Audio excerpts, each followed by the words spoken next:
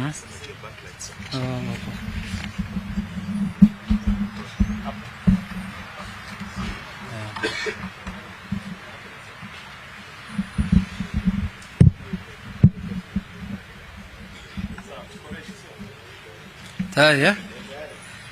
Haya, asanteni sana kwa kukuja. Hii ni azimio la umoja One Kenya communique regarding panel to vet and make recommendations regarding the party's deputy presidential nominee.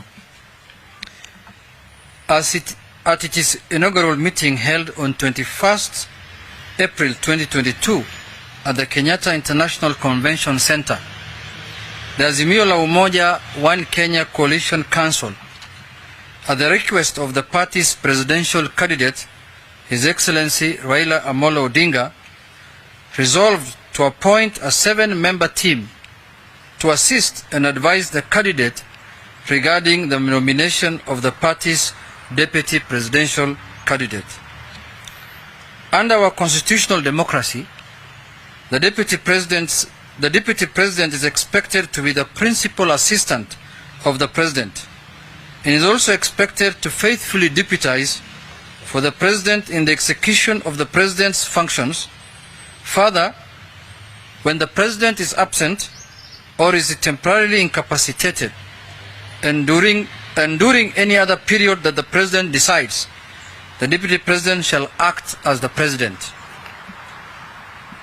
The vetting of candidates and subsequent nomination of a candidate for this critical post is thus a matter of utmost national importance to be undertaken in the spirit of inclusivity, fostering both party and national unity, transparency, the principles of good governance, and drawing from the collective wisdom of eminent Kenyans of goodwill and experience in diverse leadership positions.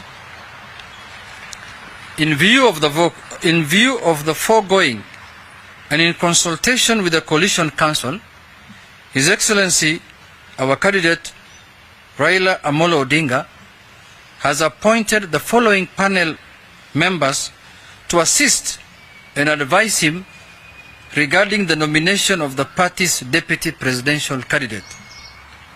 Number 1, Bishop Peter Njenga. Number 2, Archbishop Zacchaeus Okoth. 3, Senator Enoch Wambua.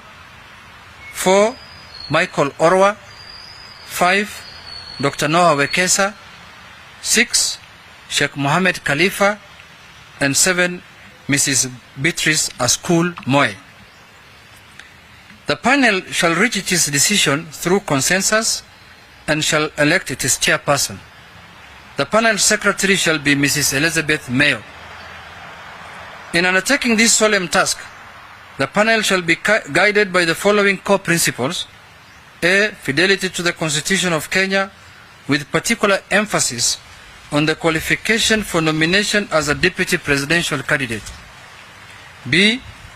Eligible candidate must demonstrate in word and deed that nomination to the high office of Deputy President of the Republic of Kenya is a public trust to be exercised in a manner that 1. Demonstrates respect for the people, brings honor to the nation and dignity to the office, promotes public confidence in the integrity of the office, and demonstrates the value that nomination to the office is a responsibility to serve the people rather than the power to rule them. C. In addition, the eligible candidate must demonstrate in word and deed fidelity to the following guiding principles of leadership and integrity. 1. Personal integrity in public and private life. 2. In previous public service or private affairs, objectivity and impartiality in decision making, and in ensuring that decisions are not influenced by nepotism, favoritism, other improper motives or corrupt practices. 3. Selfless service based solely on the public interest, demonstrated by honesty in the execution of public duties, the declaration of any personal interest that may conflict with public duties, accountability to the public for decisions and actions, and discipline and commitment in service to the people. The panel is required to submit to the candidates names of the suitable candidates for his consideration on or before 10th May 2022. Signed at Nairobi this 27th day of April by Junet Mohammed, Secretary General of the Azimio la Umoja One Kenya Coalition Council. End of statement. I think it's very clear, isn't it? Yes.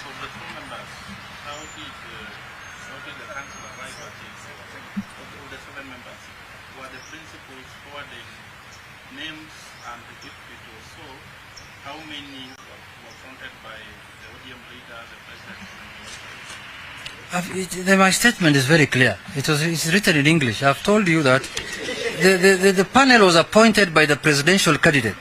It's written here. In view of the foregoing, in consultation with the Coalition Council, His Excellency Raila Amolo Odinga has appointed the following panel members.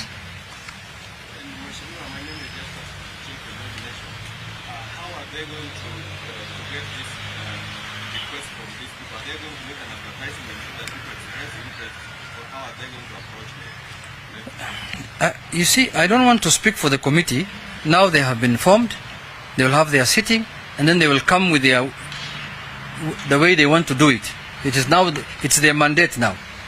They will develop their terms of reference, but as we have told them what we expect them to look at in terms of identifying the candidates. Fidelity to the Constitution, eligible must demonstrate in word and deed that nomination into the high office of all these I've read. This is what we expect them to look at when they are vetting. But how they will do it, we will leave it to the committee to decide, and the committee to come up with the modality they want to use and the methodology they want to use in identifying the right person to be the running mate of His Excellency Raila Amolo Odinga. Yes.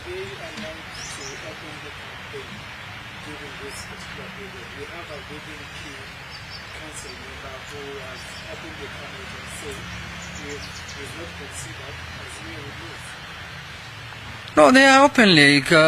Somebody can campaign. This is an open position, but the council and the presidential candidate has formed this team to look into that. You know, what I've learned from this process, there are many candidates. Some of them looks like they are sponsored by the media. They look like they are deputy presidents for the media.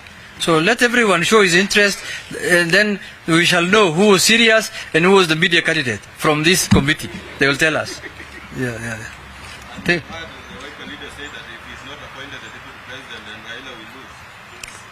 Yeah, but you know, I'm not the wiper leader, you know that. I'm the Secretary General of the Azimio One Kenya. I cannot speak for anyone. Yeah, I can only speak for Azimio One Kenya coalition. That's it.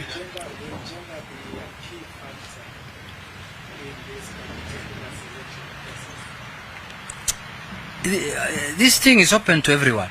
It's open to men, women, people with disability, youth, you know, bishops, sheikhs, cooks, politicians, all kind of Kenyans. It's open for them to. Anyone can be a deputy presidential candidate. So let us not anticipate debate. Let's leave the committee to do their work. Let's see what they come out with. You know, let's not do the work of the committee in this press conference. They are men and women who are capable, who have the capacity to do this work. And the Prime Minister has faith in them. So let them do their work. Whatever report they bring, we will share with the country. And that's what will guide going forward on how the issue will be concluded. My last one from you, in as much as this is a very open process, but we have what we call key caucuses in the Azimio Umoja One Kenya. Is there a part already that, you know, determines who will be the dynamics, regardless of even the balance? You see, we cannot do an exercise in futility. If we have any other method of doing it, we will not have appointed this committee. By appointing this committee, it demonstrates to you that this is the method that the candidate has decided to use in identifying his running mate. So if there was any other process, we will not have called you here to take you through this process when we know that there is other process that we want to use.